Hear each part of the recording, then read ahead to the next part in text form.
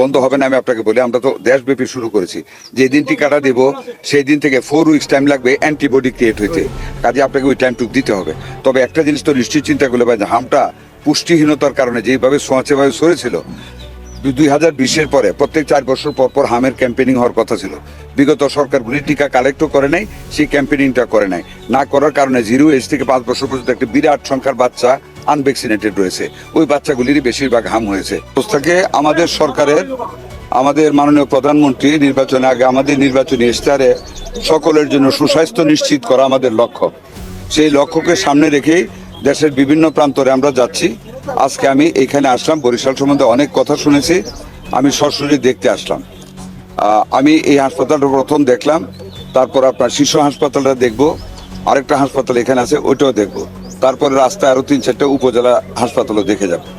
এখানে আমি যে খুব খারাপ পেয়েছি তা না, let us be very frank, দোষারোপ করলে হবে না। একজন স্টাফ অনুপস্থিত পেয়েছি যাকে আমি ক্লোজ করে ফেলেছি already.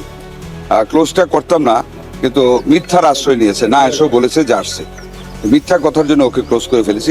Under staff ticket counter 1।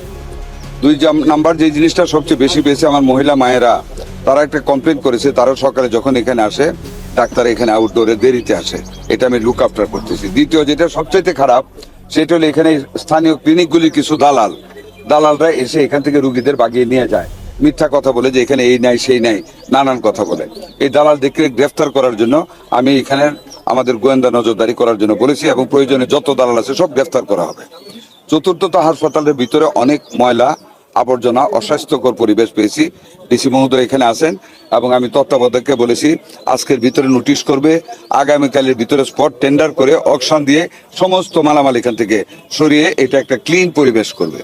বাথরুমের অবস্থা খুব ভালো না, একটা বাথরুম কাজ করতেছে পেয়েছি, বাকিগুলি কাজ করবে। খাবারের ঘরে গিয়েছি, খাবার আমি মুখে নিজে চেটে দেখেছি, খাবারের অবস্থাটা ভালো, চাইলটাও ভালো। এটা আর আউটডোরটাকে আরো উন্নত করতে হবে, এই ব্যাপারে আমি তত্ত্বাবধায়ককে নির্দেশ দিয়ে যাব আউটডোরে ডাক্তার বাড়ানোর জন্য। আমরা আরো ডাক্তার দিব।